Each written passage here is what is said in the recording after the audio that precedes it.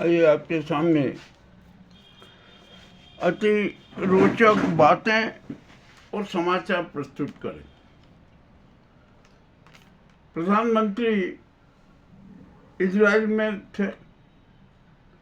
बड़ी विचित्र बात हुई। सबसे पहले तो संसद में उनके भाषण का वॉकआउट हुआ। वो वॉकआउट नेतन्याहू का किया गया, मोदी का जो भी हुआ, जो भी चलो। अब यहाँ पर मोदी जी को बड़े धन संकट में समय गुजारना पड़ा। मोदी जी का एक विशेष चरित्र है कि वो कहीं ना कहीं कुछ न कुछ रिश्ते निकाल लेते। क्या उनका टेलीकॉम्प्टर फ्लॉप हो गया था या गलत कुछ संवाद लिखा गया था? मोदी जी ने बोला कि भारत प्रजातंत्र का मदरलैंड है भाई, उसमें क्या दिक्कत है। परंतु मोदी जी ने कहा कि इजराइल है ना डेमोक्रेसी का फादरलैंड है। तो ये कुछ जो बातें कही ना, ये जमी नहीं। नेतन्याहू ने क्या कितना जुर्म किया, कितना नरसंहार किया, पूरे विश्व में बदनाम किया। तो वो व्यक्ति और वो राष्ट्र तो प्रजातंत्र का रक्षक और फादर हो ही नहीं सकता। और मोदी जी को तो ये संबंध जोड़ने के न जाने कैसे कैसे आदत है।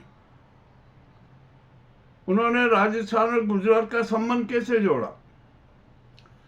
महाराणा प्रताप का जो घोड़ा था चेतक, उसको लेकर एक बड़ा विचित्र बात कह दी। उन्होंने कहा था कि महाराणा प्रताप का चेतक है ना, उसका माँ कौन है? उसका मदर तो गुजरात है। वाह भाई, बड़ी अच्छी बात है। क्या किया जाए क्या नहीं किया जाए, अब तो हम कुछ बोल ही नहीं सकते। मगर इस बयानबाजी से, इस संबंध जोड़ने से ये तो सिद्ध हो गया कि चाहे मोदी जी की डिग्री असली है या नहीं, किंतु ये तो सिद्ध हो गया कि मोदी जी ने एंटायर पॉलिटिकल साइंस में जरूर एमए का, डबल एमए, ट्रिपल एमए, 5 बार एमए किया होगा। अब बात छोड़ दीजिए। अब हमारे देश में बड़ी विचित्र स्थिति हो रही है। अब क्या किया जाए क्या नहीं किया जाए, कुछ समझ भी नहीं आ रहा। सनातन धर्म पर क्रूर हमले हो रहे हैं। शंकराचार्य जी को भी बदनाम किया जा रहा है। उन पर यौन शोषण तक का आरोप लगाने का लग। और एक जो आशुतोष ब्रह्मचारी है ना, वो तो बड़े विचित्र बातें कर रहे। अब उन्होंने स्वीकार लिया कि हाँ, मैं हिस्ट्री सीटर था। चलिए स्वीकार ले। अब उसके बाद में अभी मुक्तेश्वरानंद जी के बारे में जो मेडिकल रिपोर्ट आई ना, वो पुलिस ने जारी नहीं की, किसी ने जारी नहीं की, परंतु आशुतोष ब्रह्मचारी ने जारी कर दी। आखिरकार उनके पास में एक चली कैसे गई, किसने भेज दी? ये मामला एक शातिर षड्यंत्र का कहीं ना कहीं सिंबल बन रहा है, प्रतीक बन रहा है। ठीक है बने। अब ये जो आशुतोष ब्रह्मचारी है ना, ये न तो ब्राह्मण है, आखिर है कौन? इनका नाम तो अश्विनी कुमार सिंह है। ये बाद में इन्होंने ब्राह्मण बन गए, तो इन्होंने अपना नाम आशुतोष पांडे रख लिया था। और ये अभी मुक्तेश्वरानंद जी से जब दीक्षा लेने के लिए गए थे, तो उन्होंने नकारा कर दिया था कि आपका आपराधिक रिकॉर्ड है, हम आपको दीक्षा नहीं दे सकते। तो रामभद्राचार्य ने इन्हें दीक्षा दे दी और नाम कर दिया आशुतोष ब्रह्मचारी। कर दिया। अब क्या किया जाए? यहाँ तो सब कुछ का नाम बदलने की तो हमारे यहाँ प्रथा और होड़ चल रही है। केरल का नाम बदलो, बंगाल का नाम बदलो, सड़कों का नाम बदलो, चाहे जिसके नाम बदल दो, कोई दिक्कत नहीं है। अब यहाँ पर ये भगवाधारियों की बड़ी मुसीबत आ गई है, बहुत संकट में आ गए हैं। और हम यहाँ देख रहे हैं ना, भगवाधारियों के बयान, क्या क्या विचित्र बातें सामने आ रही है। अब कुछ कहना ही कठिन हो गया। अब हमारे देश की हालात बड़े गंभीर होते जा रहे हैं। हमारे यहाँ के देश के जो नेता हैं ना, मक्कारी और झूठ के पुतले होते जा रहे। पत्रकार स्वयं को और अपनी आत्मा तक को बेच रहे हैं। जनता महानिद्रा में व्यस्त है। वो अपने विवेक दी को प्रज्वलित करना ही नहीं चाहती। न्यायालयों में भी बड़ी विचित्र स्थिति है। अब तो किसी हर प्रकरण में जो कातिल है ना, वो ही गवाह बन के आ रहे हैं, तो कैसा न्याय मिलेगा? ये भी किसी से छिपा नहीं है। चलिए अब ये भी बात छोड़ देते। अब T20 वर्ल्ड कप में भारत ने जिम्बाब्वे को पराजित कर दिया। वो सेमीफाइनल में पहुंच सकता है यदि रविवार को उसने वेस्ट इंडीज को हरा दिया तो। चलिए भारतीय टीम को बधाई। अब हम यहाँ पर आ जाते हैं, एक और महामंडलेश्वर है, उत्तम स्वामी। उन पर भी अब तलवार लटकी हुई है FIR की और गिरफ्तारी की। मामला बड़ा रोचक हो गया। और उत्तम स्वामी का एक संगठन है, राष्ट्रीय भक्त संगठन। उसमें न जाने कितने कितने भक्त हैं, क्या पता, कुछ कह नहीं सकते। किंतु जो वरिष्ठ पत्रकार हैं भोपाल के रविंद्र जैन जी, जो दबंग पत्रकार हैं, ईमानदार पत्रकार है, सत्य के लिए प्रतिबद्ध रहते हैं और बड़े अच्छे अच्छे संवादों की प्रस्तुति करते हैं। तो उत्तम स्वामी गैंग के 2-3 लोग उज्जैन के हैं, वे रविंद्र जैन के वहाँ गए और कोई जैन करके है, वो रविंद्र जैन से मिला। उसने बोला, आप ये क्या कर रहे हैं, ये सारा बंद कर दीजिए, आप ये उत्तम स्वामी जी की बदनामी हो रही है, हो रहा है। तो रविंद्र जैन जी ने तो स्पष्ट कर दिया कि मैं तो सामाजिक न्याय और न्याय प्रियता और सत्य के लिए प्रतिबद्ध हूँ, मैं ये काम कर नहीं सकता। जो जैन और उनके साथी थे वो मुंह लटका के चले आए। हमने जब रविंद्र जैन जी से मैंने खुद ने संपर्क किया तो उन्होंने उस जैन का पूरा नाम तो बताया नहीं, हाँ इतना बता कि वो कोई जैन करके था, वो आया था। हमने यहाँ पर उज्जैन में खोज चालू कर दी तो राष्ट्रीय भक्त मंडल के अनेक सदस्य उसमें नजर आए। सब पूंजीपति, न जाने क्या क्या चेहरे उस मंडल के सदस्य हैं।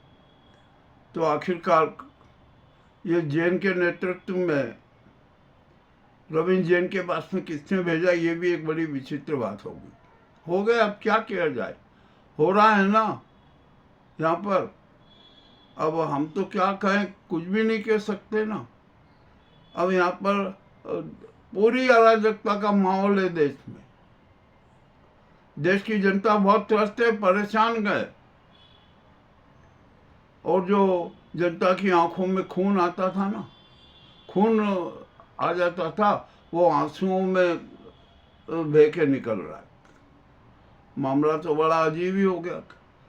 और यहाँ पर तो सत्य की कोई बात ही नहीं रही, कोई सत्य बोलना नहीं चाहता। सब झूठ की चादर ओढ़ के अपना अपना व्यक्तित्व निखार रहेंगे, उबार रहेंगे। अब ये झूठ की चादर कब तक डली रहेगी, ये भी मामला बड़ा अपने आप में विचित्र है।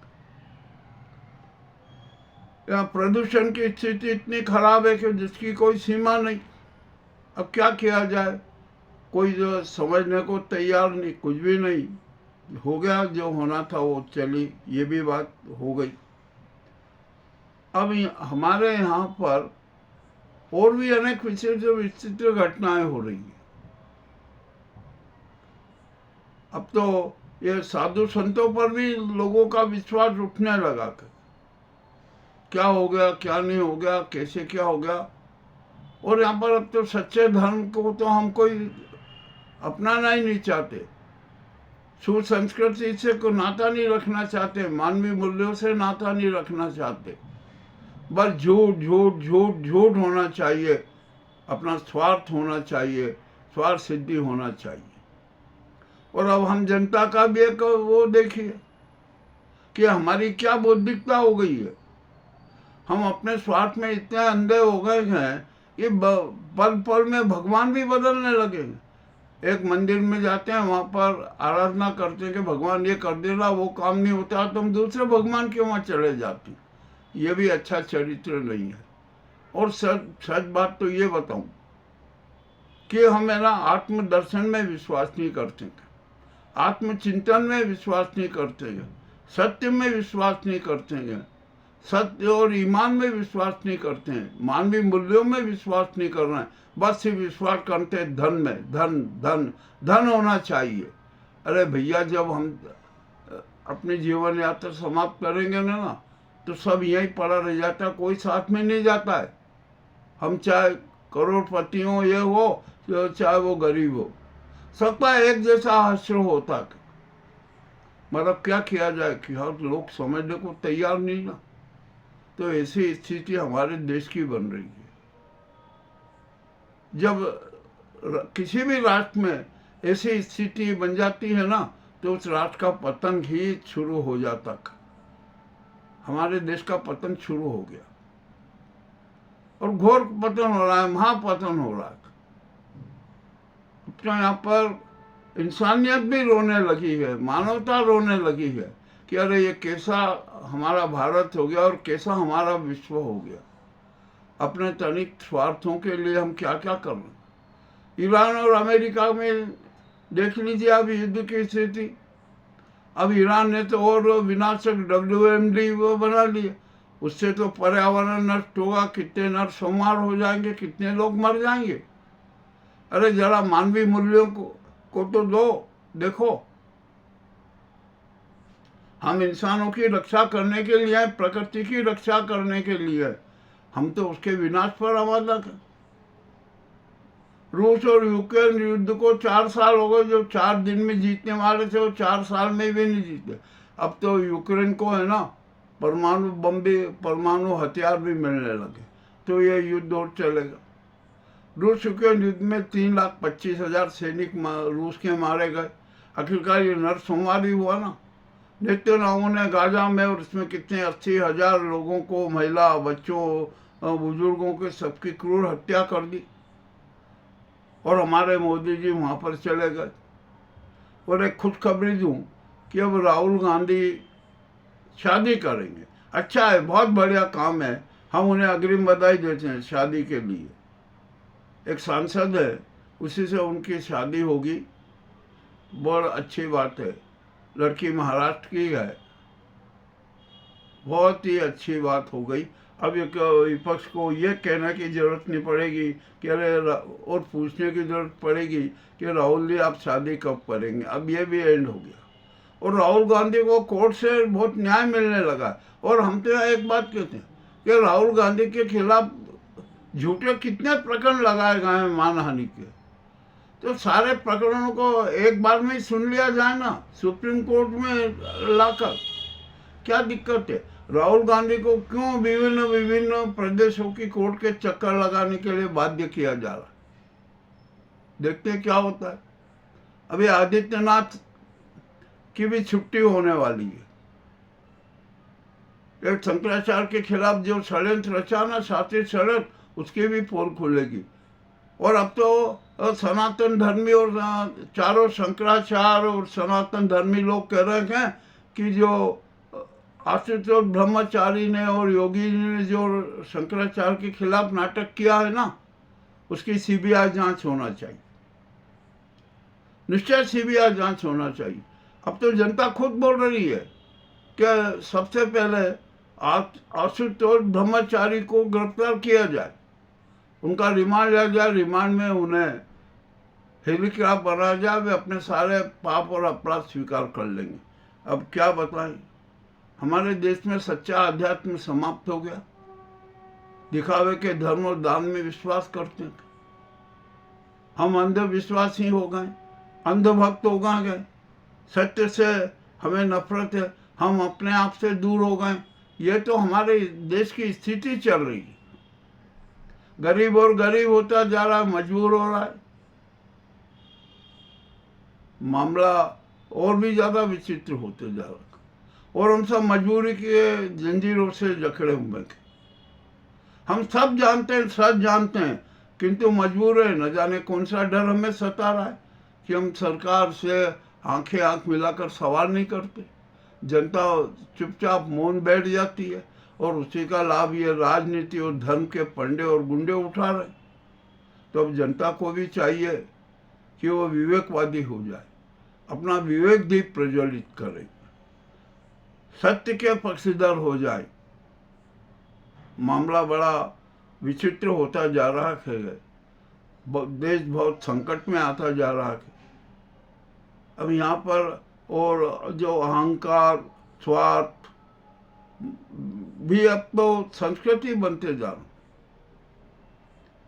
और हमारे प्रधानमंत्री जी की तो बात ही छोड़ दीजिए, वो तो विष्णु के अवतार हैं, नॉन बायोलॉजिकल हैं, स्वघोषित विश्व गुरु हैं, जुमले गुरु हैं, इवेंट गुरु हैं और न जाने काय काय के गुरु हैं। अब एप्स्टीन फाइल में भी कितने उलझने हो गई है, बड़ी विचित्र बात हो गई है।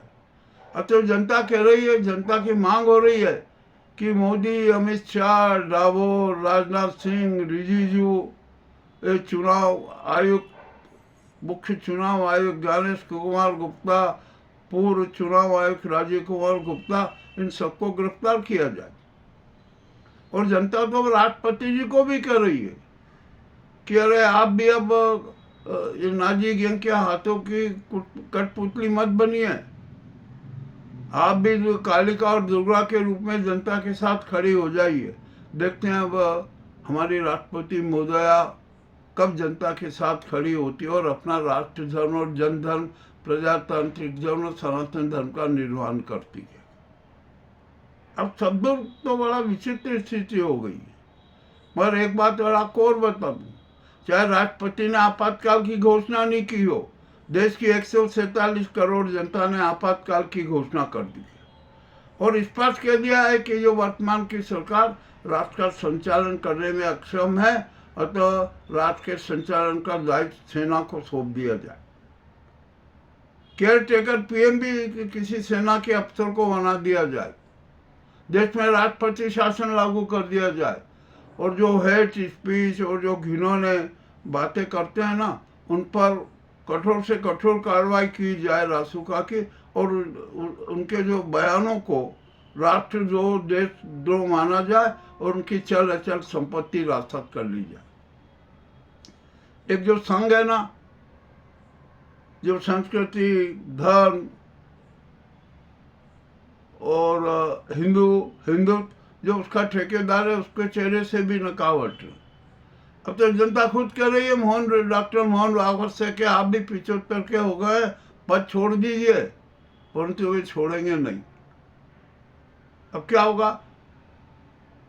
अब क्या कहा जाए, वो क्यों नहीं पद छोड़ेंगे? और डॉक्टर मोहन भागवत जो कभी स्वामी विवेकानंद जी के परम भक्त माने जाते थे, उनके विचारों के अनुरूप काम करने वाले माने जाते थे, वे तो अब इस नाजी गुजराती गैंग के बंधुआ मजदूर हो गए। क्या किया जाए? और विश्वास का संकट तो सबके सामने, हर आदमी के सामने, हर व्यक्ति के सामने, हर परिवार के सामने, देश के हर नागरिक के सामने विश्वास का संकट है। यहाँ तो एक विश्वास पात्र दोस्त मिला मुश्किल। मैं कल एक मशायरे की कुछ वीडियो देख रहा था, उसमें मुझे एक शायर की बहुत अच्छी बात हो। उन्होंने कहा था कि बहुत समय हो गया अपनी सूरत को देखने, बहुत समय हो गया, बहुत साल हो गए अपनी सूरत को देखे, कोई दोस्त तो आए मुझे आईना बताने। अब तो यहाँ पर कोई किसी को आईना भी नहीं बताना चाहता।